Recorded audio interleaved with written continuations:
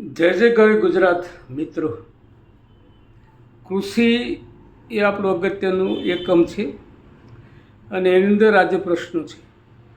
કિસાન મોરચાના એક સદસ્ય તરીકે અને કિસાન મોરચા જોડાયેલા ખેડૂત સાથે જોડાયેલા વ્યક્તિ તરીકે મારી એક વેદના, ભારતીય જનતા પક્ષ આપણો જ પક્ષ છે, હું એનો કાર્યકર છું.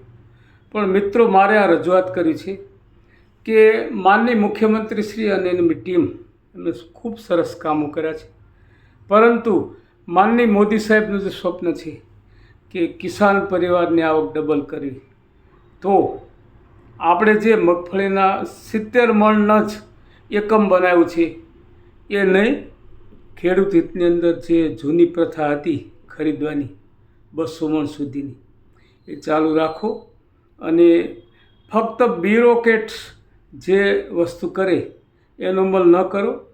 આપણી ટીમ અને આપણી સૂઝબૂઝથી આપણે કામ કરીએ. મારી અપેક્ષા એ છે કે ખેડૂત હિતની અંદર વધુ સારા કામ કેમ થાય એ સરકારની વિચારધારા છે, માનનીય PM સાહેબની પણ ઈચ્છા છે.